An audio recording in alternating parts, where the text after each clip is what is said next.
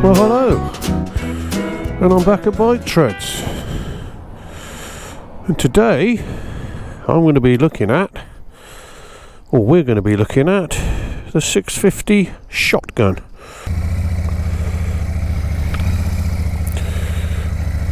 Right, well, first thing that's apparent is it's got mid controls, very similar to my Harley Dynaglide. Yeah, I did ride the Super Meteor, the 650. That's with the four controls, more of a custom cruiser style. But I loved that. I really did like that. And these engines are absolutely gorgeous. I love these engines. Well, that's tipping into the bends, lovely.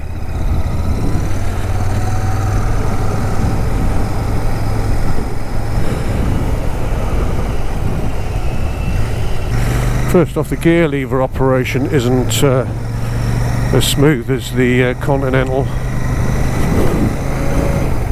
Anywhere near as smooth gear selection. And I'm guessing it's to do with the linkage, because on the Continental your gear lever is directly bolted to your gear lever shaft coming out of the engine, where on this and also the Super Meteor, and I also think the Interceptor, there's a linkage involved, so there's obviously a little bit of play in that. It's got a lovely sound to it, a lovely exhaust note. I really don't know how Royal Enfield managed to do it, because obviously their exhausts have to conform to the latest regs. There's catalytic converters in there somewhere, but they still managed to get a decent sound out of them, a nice sort of low down rumble. Right, we got a hill now, so we're in fourth. Let's see if it'll quite happily pull up the hill.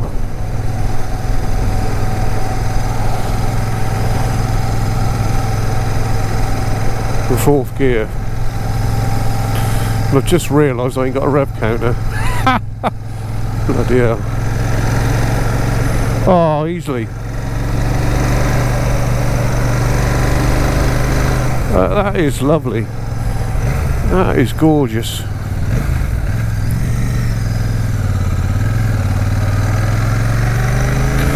So we'll have a nice little country lane bimble now. You can flick this around, give it a wobble up, and it's planted. It's not going to do anything stupid on you, so it's an ideal with a 47 horsepower as well. That's what these things put out. It's ideal for beginners, and like I say, I've been riding over 40 years, and it'd be fine for me. Way up. See that? This just is the grip. Look, this thing just changes direction so easy. It's such a lovely bike to ride. And I think I've been hearing rumours that these aren't selling as well as they thought they would, and I really can't understand why.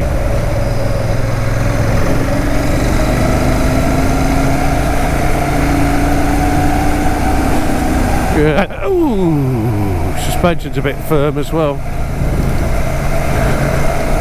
We'll have a look at the suspension, see what it's fitted with. It's non-adjustable. Showers, I can see it on the caps.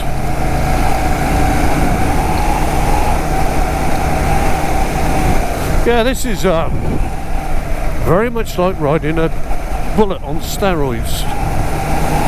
A couple of weeks ago, I love this engine so much that I went out and bought the Continental GT. So you'll be seeing a little bit of that on the channel. I've only got 150 miles on it at the moment. I'm busily running it in, but I bought that as almost as a project bike, a custom project bike, and because damn thing cost next to nothing to buy in the first place. It's a proper calf racer looking thing. And the parts you can put on them are pretty cheap. You can make a really nice custom project out of them for not a lot of money, compared to Harley Davidson land, you know, where you'll pay, well, you could actually pay the price of what I paid for the Continental GT. You could pay that money on just the gearbox and primary. So anyway, here we go, climbing the hill. This is the hill that Wiltshire man Sandy comes up on his push bike. He's been doing a lot of push biking just lately, as Sandy. We're going to have to get out together on the motorbikes, I think. With one thing and another and commitments, we haven't done an awful lot. Right, well, let's pull this over. Oh, we got people. I'm going to pull it in here.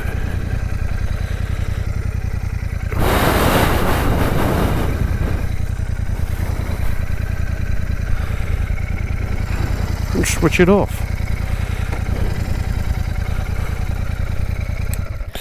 There you go, silence. Right then, well, here we are at Uffington Castle, the White Horse. It's up there somewhere. But yeah, here's the Enfield anyway. This is the Royal Enfield 650 shotgun. My gloves on the seat, I'll move those. That reminds me of the old BSAs. So there's no rear loop to that frame, which is ideal if you want to customise these things. You can put what mudguard you want to put in the back. The engine's blacked out. I'm not too sure about the blacked out exhaust. And you've got the, like I was saying earlier, you've got the mid-set footrests, what they call mid-set. I think with the Interceptor, they're sort of here. With the Continental GT, you've got rear sets, they're even farther back. And then with the Super Meteor, you've got the forward sets, so they'd be sort of here. But this is just leaving itself wide open for customisation. So what we got on the front, we've got showers, non-adjustable upside down showers. Now, the jury's out why they, it's the same with the Super Meteor, why they put upside down forks on a bike like this. It'd look a lot better with the standard conventional looking forks. But yeah, you got metal mudguard. You got this, that's metal as well. Even that headlight cowl's steel or metal. So you've got vibrate brakes with a floating disc on there by the looks of it.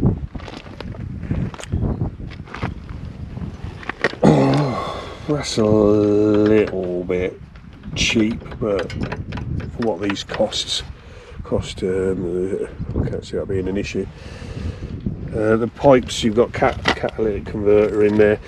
This could well do with the pipes being thrown in the bin and an aftermarket set put on there, I think. That would free a few horsepower up and the engine would run a lot cooler as well. Like I was saying, all these catalytic converters do nowadays is shorten the lifespan of the engine, because they deflect the heat back up into the barrels. There's your injector bodies behind there. We've got a vibrate disc on the back with conventional shock absorbers, adjustable for preload. Look, back like they were back in the 80s. And I think with this, I think you can get there's a complete subframe that fits on there with a passenger seat, and you can probably take the actual cushion off and put a rack on there or whatever, but it fits on. It looks a lot better like this, I think.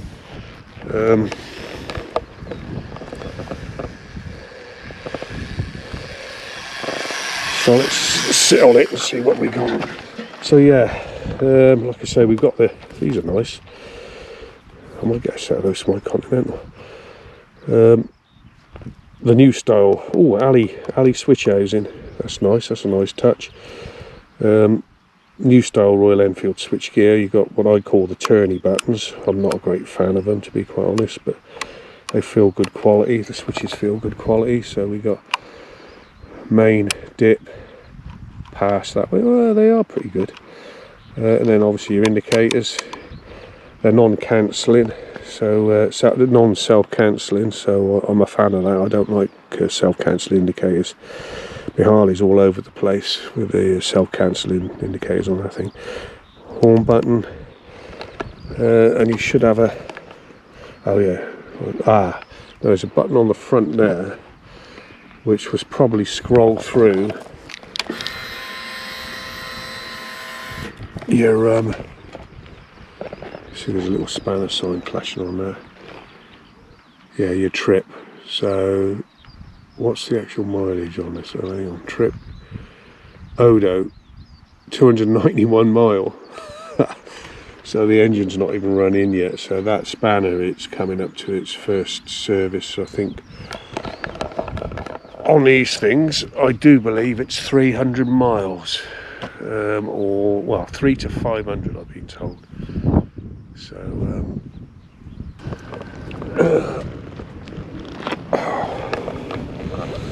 right, we got span adjustable levers with again a little turny knob.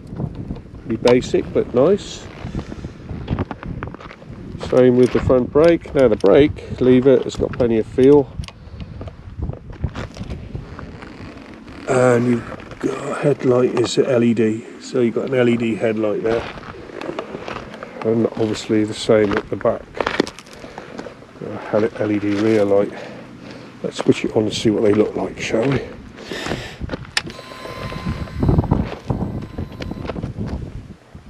Why hasn't it come on? Have I broken it? Perhaps yeah. Oh, that's weird. So your headlight doesn't come on. Your headlight don't come on, so you actually press the starter button, which I suppose in a way stops the battery running flat, doesn't it? Novel idea.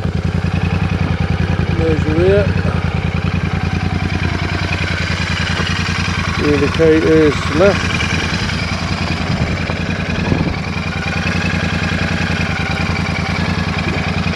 I think they're conventional bulbs in there, in those indicators. I don't think they're LED. Yeah, they're conventional bulbs in the indicators.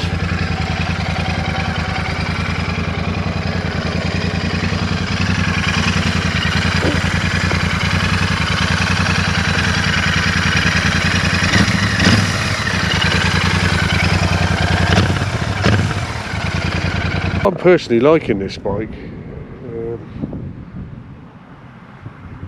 You could do a lot with it. It's a blank canvas. It's a blank canvas for customization, I reckon. I think they knew what they were doing. Right, switch on.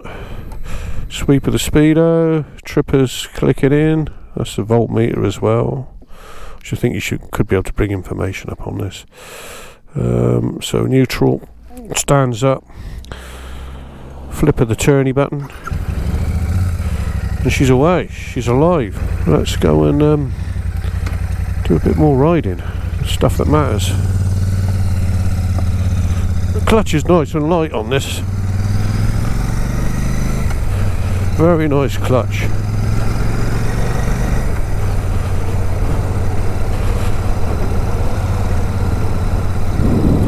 Yeah, this is just screaming bullet. The riding position. We'll have to get Lord Colin on one of these because he's got a bullet. Or classic, they're all the same thing really. The old 500 singles.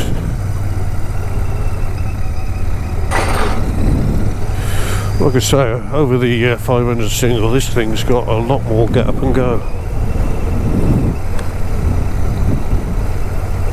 Plus they managed to build in the classicness, if that makes sense, of the engine. It does feel like an old British bike engine, but a lot smoother. Not so much vibration. And that was me theory regarding buying the Continental GT. I mean, it looks the part. It's got a chrome tank. It looks like it is a calf racer, and I thought, well, I could go buy an old one. I spend £6,500, £7,000 on an old proper British calf racer that was a calf racer in its day, if you see where I'm coming from, and have the reliability issues perhaps, or worrying about it, you know, being nicked or whatever, where you can go and buy a brand new Royal Enfield, a calf racer, and it's the calf racer of today. So all these things have got their place in history, if you know what I mean. You're still riding a calf racer, but a modern one. Right, so where are we gonna go? I've got to think where we're going now. Put my indicator on. Right, we'll go along this way. We're gonna head for Wantage.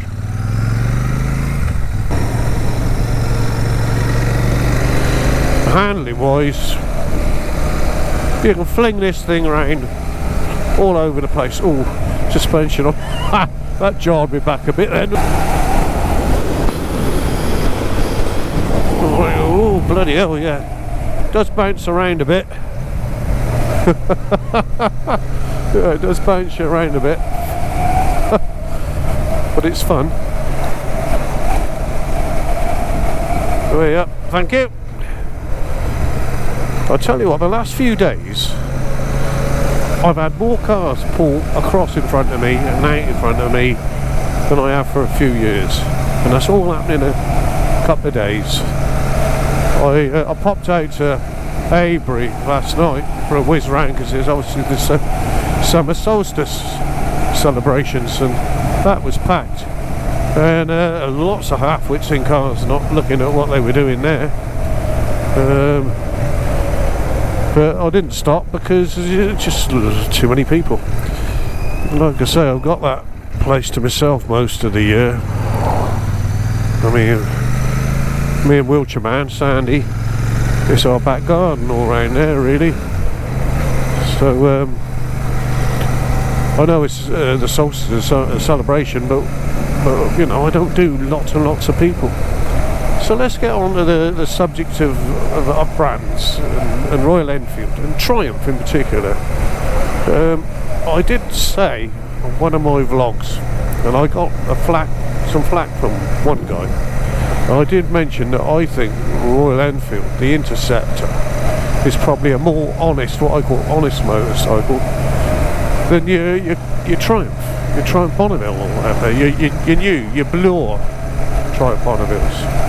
And he didn't half sort of bite on that one, and I sort of explained that with Triumph, and I was only around the factory a couple of months back, and I did a vlog on that, but I did explain that obviously Meriden Triumph, proper Triumph, ceased production, closed down. That was Triumph. Then obviously John Bloor bought the name and then built up another company called Triumph with all the memorabilia, the heritage, what with the name, the badge and everything. But the badge on the blowers, the little loop under the T that goes round is the other way round. So that's how it differs. But it was a completely new company, new bikes, new engines,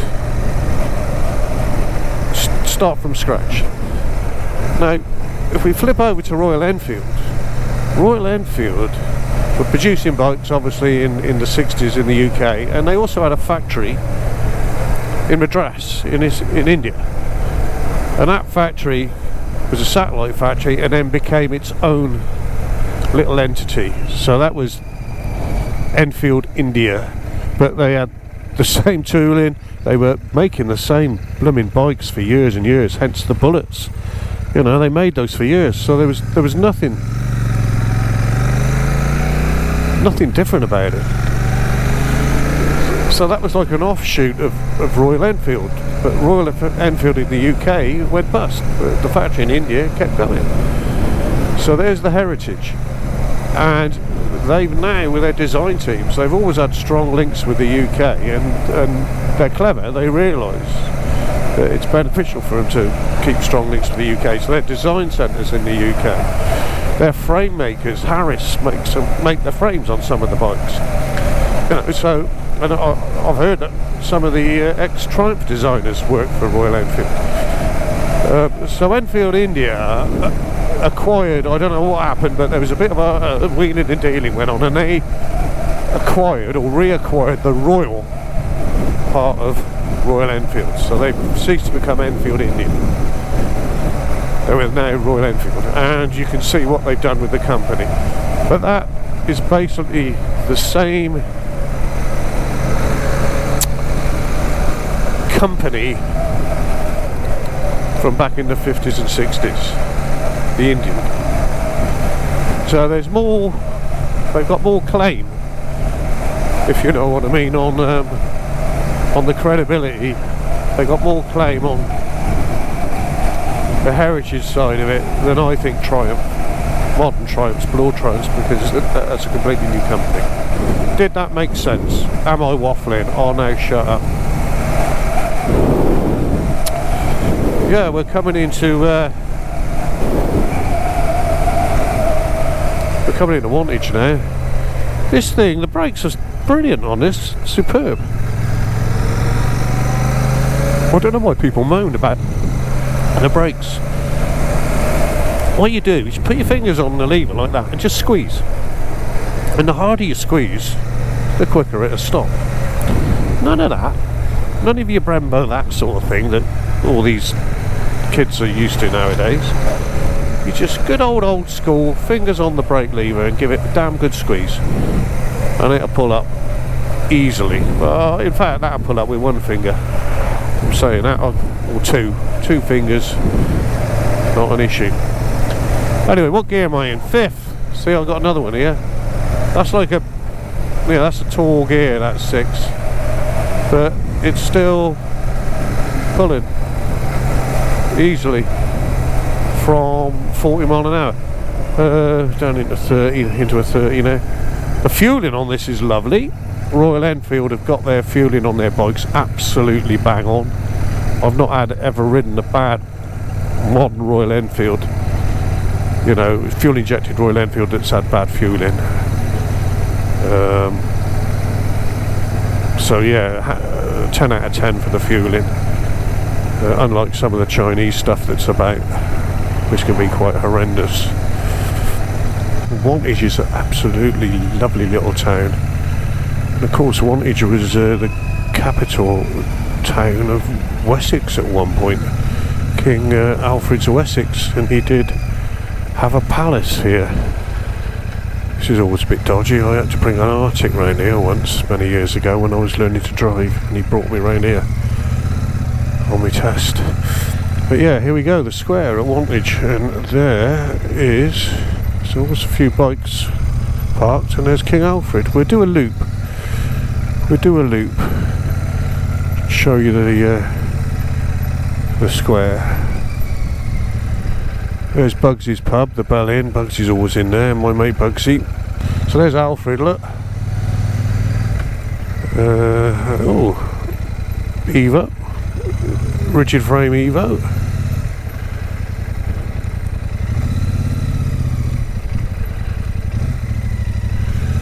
Good, the lights are on red. We can have another look at that rigid framed Evo. If this old lady's not going to try, there it is, look. Oh no, it's a soft tail. He's done a good job on that. Done a good job on that.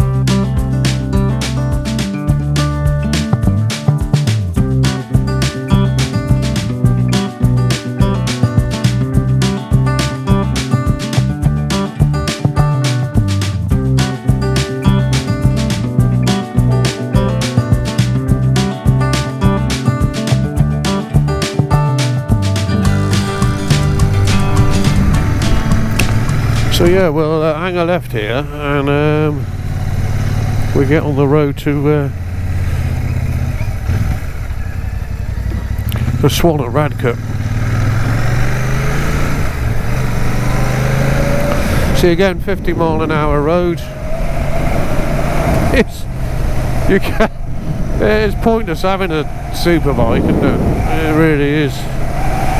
These little things that do everything you want every day of the week.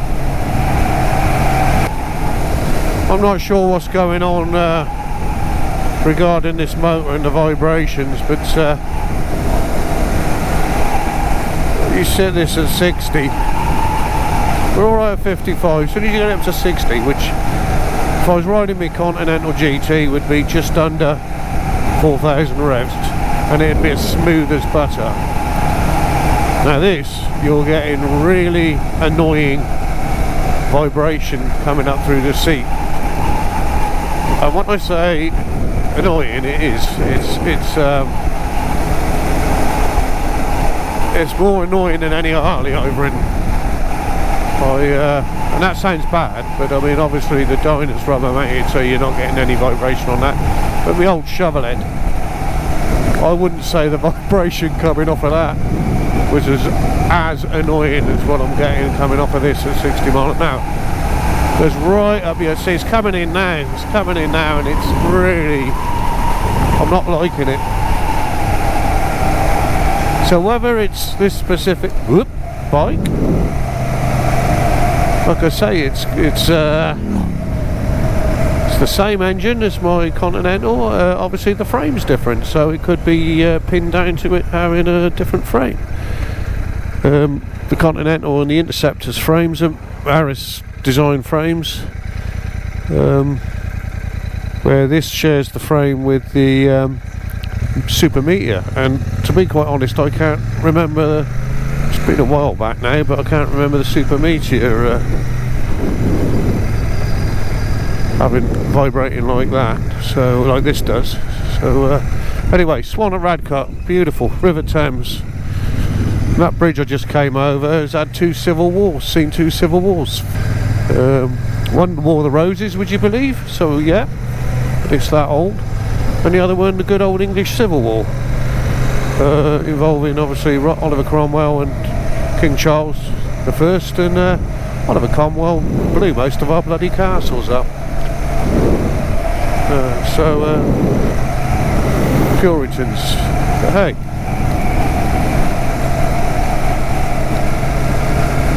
Round we go. Let's give it, see what it's like on these bends. That suspension is a bit lit. Now, shall we go to Henry Cole land?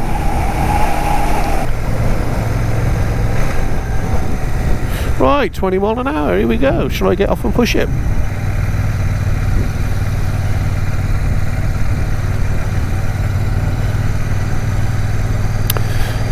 Yeah, I say Henry Cole land. Henry Cole used to live in Clanfield. And where we're going, Blake's, is where he used to film now and again with the old Sam Lovegrove, and I used to sit in there with a cup of coffee, poking sticks at bikes and surmising on life in general. There's a fair few people here, but now I'm going to pull in, find a little space. I'm sure I can, somewhere.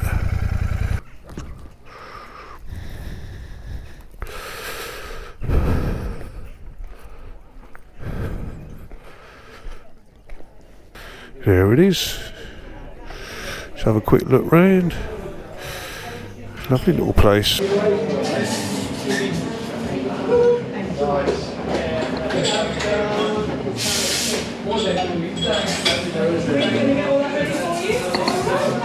I don't know what the actual seat height is in mil, but it's a lot higher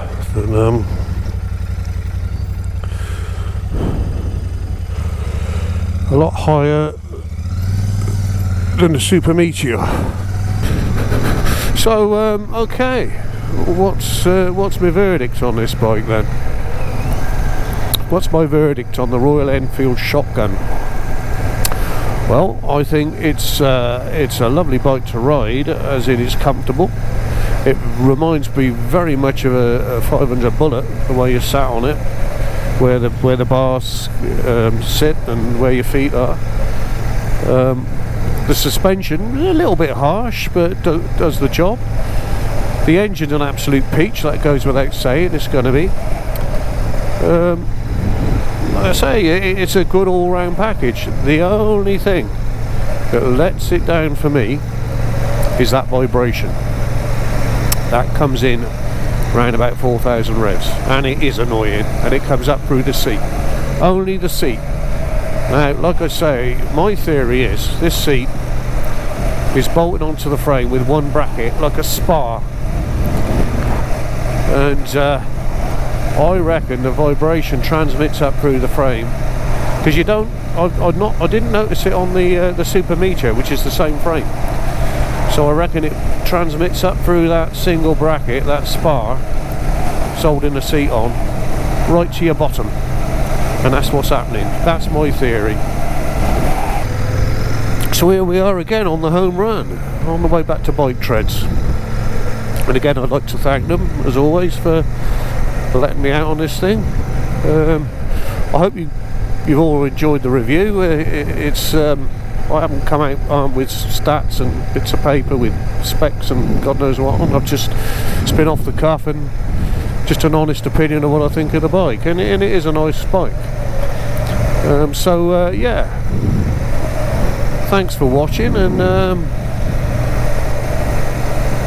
remember to subscribe. It doesn't cost you any money, and that'll help the channel out, and I'll see you on the next one.